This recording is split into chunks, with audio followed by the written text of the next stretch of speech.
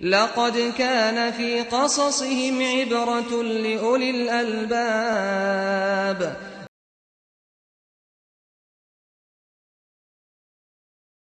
الحمدللہ والصلاة والسلام علی رسول اللہ وعلی آلہ وصحبہ وموالہ۔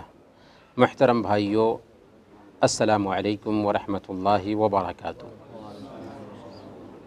آج ہم قرآنی قصوں میں سے ایسا قصہ سنیں گے جسے قرآن نے احسن القصص کہا ہے، یعنی قصوں میں سب سے بہتر قصہ۔ یہ قصہ ہے حضرت یوسف علیہ السلام کا۔ حضرت یوسف علیہ السلام جب چھوٹے تھے تو رات میں خواب دیکھا کہ 11 ستارے اور سورج اور چاند ان کو سجدہ کر رہے ہیں۔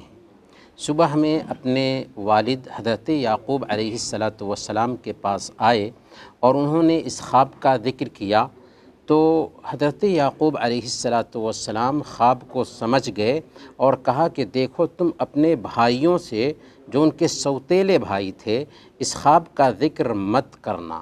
اس قصہ کے بعد حضرت یعقوب علیہ السلام کی توجہ یوسف علیہ السلام کی طرف اور زیادہ ہونے لگی تھی، جس کی وجہ سے ان کے جو دوسرے سوتیلے بھائی تھے یوسف علیہ السلام سے جلنے لگے، خار کھانے لگے۔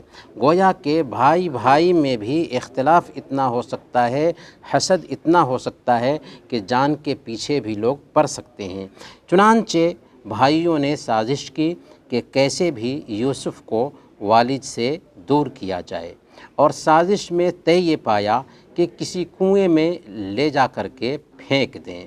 چنانچہ سارے بھائیوں نے اسی پلان کے ساتھ اپنے باپ کے پاس آ کر کے باپ سے کہا کہ ہمیں یوسف کو اپنے ساتھ لے کر جانے دیجئے تاکہ ہم لوگ اس کے ساتھ کھیلیں کودیں اور موج مستی کریں۔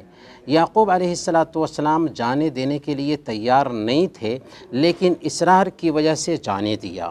بالآخر جب یہ لوگ لے کر کے گئے اور ایک کنویں کے پاس پہنچے تو اس کنویں میں حضرت یوسف علیہ السلام کے کرتا کو نکالا اور پھر ان کو ڈال دیا۔ ایک بکری ذبح کی اور اس کرتا میں اس بکری کا خون لگایا اور شام میں روتے ہوئے حضرت یعقوب علیہ السلام کے پاس آئے اور کہنے لگے کہ ہم کھیل رہے تھے، اپنے سامان کے پاس یوسف کو ٹھہرا دیا تھا کہ اسی بیچ بھیڑیا آیا اور یوسف کو اٹھا لے گیا۔ حضرت یعقوب علیہ السلام نبی تھے، وہ سمجھ گئے کہ دال میں کالا ضرور ہے۔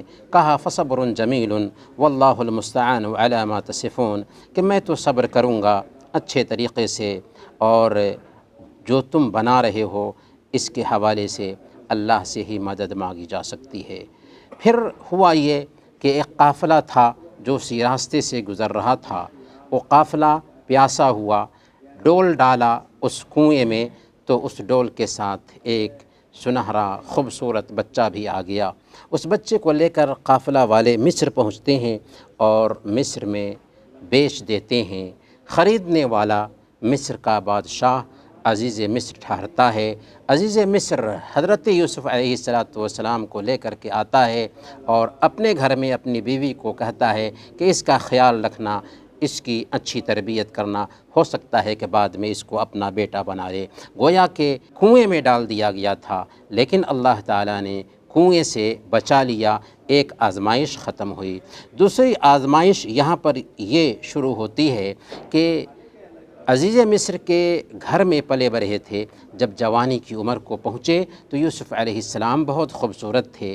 یوسف علیہ السلام کی خوبصورتی کی وجہ سے عزیز مصر کی بیوی ہی ان کے اوپر ڈورے ڈالنے لگی، اور جب برائی میں پھنسنے کے لیے تیار نہ ہوئے تو ایک دن جب عزیز مصر گھر سے باہر تھا تو گھر کے سارے دروازوں کو اس نے بند کر دیا اور بند سنور کر کے اپنے آپ کو حضرت یوسف علیہ السلام پہ پیش کر رہی ہے اور زبردستی کر رہی ہے۔ حضرت یوسف علیہ السلام بھاگتے ہیں تو کپڑا پکڑتی ہے، یہاں تک کہ ان کے کپڑے بھی پھٹ جاتے ہیں۔ اسی وقت دروازے پر عزیز مصر پہنچ جاتا ہے۔ عزیز مصر جب پہنچتا ہے تو عورت یعنی اس کی بیوی اپنی بات کو بالکل بدل دیتی ہے اور کہتی ہے کہ دیکھو تمہاری بیوی کے ساتھ جو بدکاری کا ارادہ کرتا ہو اس کی سزا کیا ہونی چاہیے، یہی نہ کہ اس کو جیل میں ڈالا جائے، یا پھر یہ ہے کہ اس کو سخت سے سخت سزا سے دوچار کیا جائے۔ لیکن حضرت یوسف علیہ السلام اس وقت کہتے ہیں ہی راودتنی عن نفسی، ایسا نہیں ہے بلکہ اسی عورت نے مجھے پھانسنے کی کوشش کی ہے۔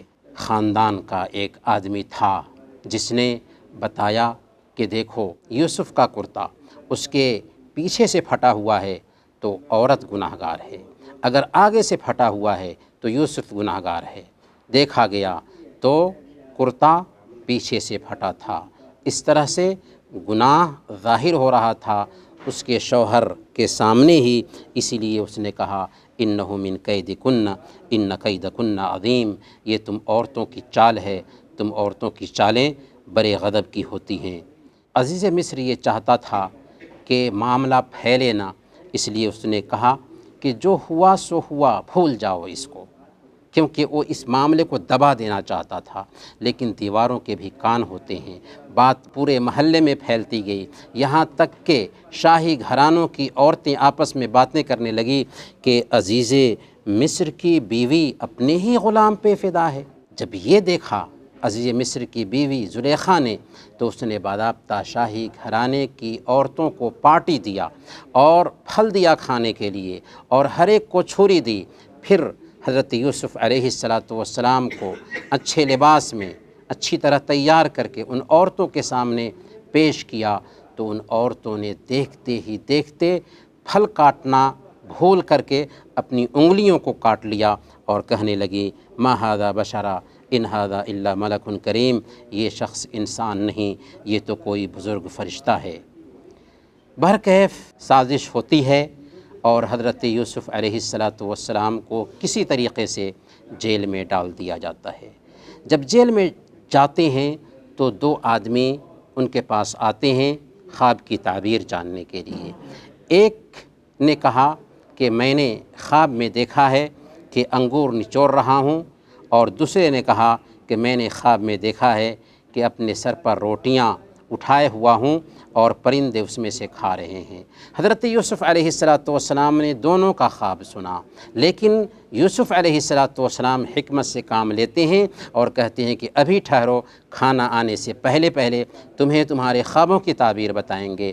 لیکن اس سے پہلے ان کو توحید کی دعوت دیتے ہیں، کہتے ہیں یا صاحب السجن ارباب متفرقون خیر ام اللہ الواحد القہار، کہ اے جیل کے ساتھیوں، ایک اللہ کی عبادت بہتر ہے جو زبردست ہے، غالب ہے، یا بہت سارے معبود جن کے سامنے تم سر ٹیکتے ہو۔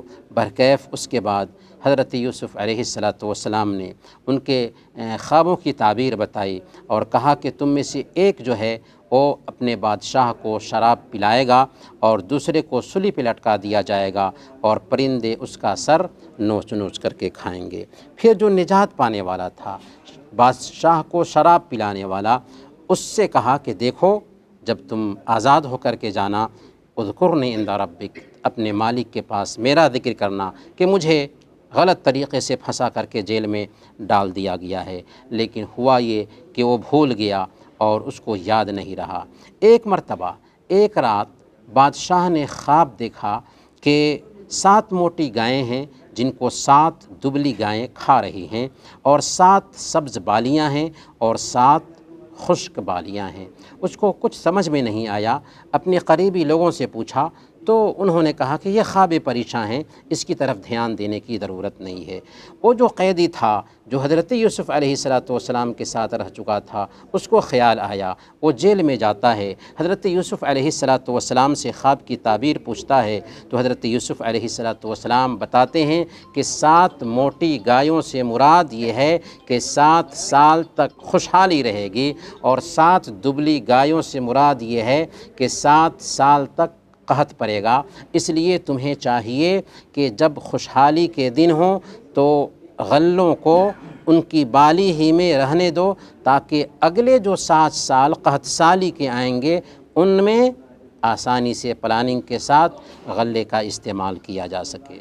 جب بادشاہ نے یہ تعبیر سنی تو وہ بہت خوش ہوا اور یوسف علیہ السلام کو بلانے کے لیے بھیجا، لیکن حضرت یوسف علیہ السلام جیل سے نکلنے سے انکار کرتے ہیں اور کہتے ہیں کہ میں اس وقت تک نہیں نکلتا جب تک کہ یہ نہ ظاہر ہو کہ مجھے جیل میں کیوں ڈالا گیا۔ چنانچہ زلیخا نے اس وقت اعتراف کیا اور کہا انا راودتہ عن نفسہ، میں ہی تھی جس نے اس کو پھسلانے کی کوشش کی تھی۔ حضرت یوسف علیہ السلام کی براءت ظاہر ہو جاتی ہے، جیل سے نکلتے ہیں اور عزیز مصر ان کو وزیر خزانہ بنا دیتا ہے۔ وقت گزرتا رہا، پھر خوشحالی کے دن آئے اور اس کے بعد بدحالی کے یا قحط کے دن آئے۔ اس میں حضرت یوسف علیہ السلام نے پوری پلاننگ کر لی تھی، دوسری جگہ کے جو لوگ تھے وہ پریشان ہو گئے قحط سالی کی وجہ سے۔ چنانچہ حضرت یوسف علیہ السلام کے بھائی جنہوں نے حضرت یوسف علیہ السلام کو کنویں میں ڈال دیا تھا، اب جب غلے کے لیے پریشان ہوئے تو سنا کہ مصر کے بادشاہ نے پلاننگ کی ہوئی ہے، وہاں غلہ ملتا ہے۔ چنانچہ یہ بھائی مصر پہنچتے ہیں، حضرت یوسف علیہ السلام دیکھتے ہی پہچان لیتے ہیں، لیکن وہ نہیں پہچان سکے کیونکہ انہوں نے تو ان کو کنویں میں ڈال دیا تھا۔ وہ کہتے ہیں کہ دیکھو ہمارا ایک بھائی ہے جو گم ہو گیا اور ایک بھائی ہے جو باپ کے پاس ہے۔ حضرت یوسف علیہ السلام کہتے ہیں کہ اگلی بار آنا تو اپنے چھوٹے بھائی کو بھی لے کر کے آنا، اگر نہیں آؤ گے تو غلہ نہیں ملے گا۔ حضرت یوسف علیہ السلام کی یہ بھائی جب اپنے باپ کے پاس پہنچتے ہیں، سارا ماجرا سناتے ہیں، حضرت یعقوب علیہ السلام پریشان ہو جاتے ہیں کہ نہیں، میں تو بنیامین کو بھیجنے والا نہیں ہوں، لیکن مسئلہ تھا غلہ کا، غلہ نہیں آئے گا تو بھوکو رہیں گے۔ چنانچہ منت سماجت کرنے کی وجہ سے دوبارہ یوسف علیہ السلام کے پاس بھائی جاتے ہیں اپنے بھائی بنیامین کو بھی لے کر۔ حضرت یوسف علیہ السلام نے جب بنیامین کو دیکھا تو ان کے سگے بھائی تھے، ان سے محبت زیادہ ہی تھی، اس لیے چاہا کہ ان کو روک لیں، لیکن بادشاہ کا جو قانون تھا، قانون کے خلاف بھی نہیں جا سکتے تھے، اس لیے پہلے بنیامین کو بتا دیا تھا کہ ہم تمہیں روکنے والے ہیں، اور اس کے بعد اپنے آدمی کو کہا کہ بادشاہ کے تولنے کا جو برتن ہوتا ہے اس برتن کو بنیامین کے جھولے میں رکھ دو۔ جب قافلہ جانے لگا تو اعلان ہوا ایتھا العیر انکم لسارقون، قافلہ والے تم لوگ چور ہو۔ پوچھا گیا کیا ہوا، تو بادشاہ کے پانی پینے کا جو برتن تھا، پیالہ تھا، اس کے حوالے سے کہا گیا کہ یہ کھو گیا ہے اور جس کے برتن میں ملے گا اسے قید کر لیا جائے گا۔ چنانچہ جب تھیلے کی تلاشی ہوئی تو بنیامین کے تھیلے میں پیالہ ملا، چنانچہ بنیامین کو روک لیا گیا۔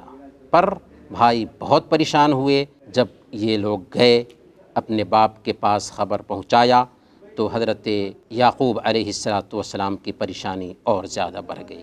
پھر ایک وقت آیا کہ غلہ کے محتاج ہوئے اور مفلسی کے ساتھ، پریشانی کے ساتھ تیسری مرتبہ یہ بھائی حضرت یوسف علیہ السلام کے پاس آتے ہیں، گزارش کرتے ہیں بنیامین کو رہا کرنے کی۔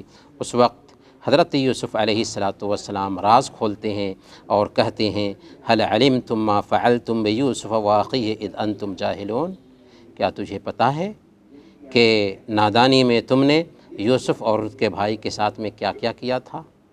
یہ سننا تھا کہ بھائی دیکھتے ہی دیکھتے رہ گئے۔ کہا اِنَّکَ لَأَنْتَ یوسف، کیا آپ ہی یوسف ہیں؟ حضرت یوسف علیہ السلام نے کہا کہ ہاں میں یوسف ہوں اور یہ میرا بھائی بنیامین ہے۔ یوسف علیہ السلام نے اپنے بھائیوں کو معاف کر دی اور پھر اپنا کرتا دیا اور کہا کہ اس کرتا کو لے کر جاؤ، والد صاحب کی آنکھ پہ ڈالنا، والد صاحب کی بینائی لوٹ آئے گی، کیونکہ روتے روتے ان کی آنکھ چلی گئی تھی۔ چنانچہ یہ معجزہ تھا حضرت یوسف علیہ السلام کا۔ بھائی کرتا لے کر کے گئے، حضرت یعقوب علیہ السلام کی آنکھوں پہ ڈالا، بینائی لوٹ آئی، اور پھر 80 کی تعداد میں حضرت یوسف علیہ السلام کے بھائیوں کی فیملی تھی، وہ سب کے سب حضرت یوسف علیہ السلام کے حکم کے مطابق مصر میں پہنچ جاتے ہیں۔ حضرت یوسف علیہ السلام کے ماں باپ بھی تھے جن کو تخت پر بیٹھایا گیا تھا، اور یوسف علیہ السلام کے بھائی بھی تھے جو سجدے میں گرے ہوئے تھے۔ اسی پہ قصہ کا اینڈ ہوتا ہے، اور حضرت یوسف علیہ السلام نے جو خواب دیکھا تھا کہ سورج اور چاند اور 11 ستارے سجدہ کر رہے ہیں، یہی وہ وقت تھا جس میں حضرت یوسف علیہ السلام کے بھائی حضرت یوسف علیہ السلام کو سجدہ تعظیمی بجا لا رہے تھے۔ تو میرے بھائیوں، اس قصہ سے سب سے پہلا سبق ہمیں یہ ملتا ہے کہ حسد سے بچنا چاہیے۔ حسد سے ہمارا نقصان ہوتا ہے، جس سے ہم جلتے ہیں اس کا نقصان نہیں ہوتا۔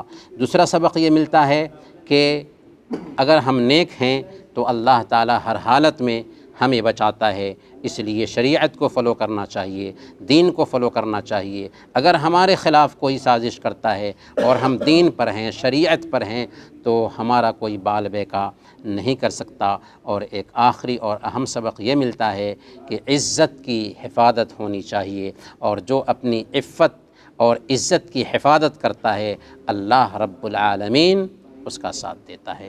وصلی اللہ علی نبینا محمد وعلی آلہ وصحبہ اجمعین۔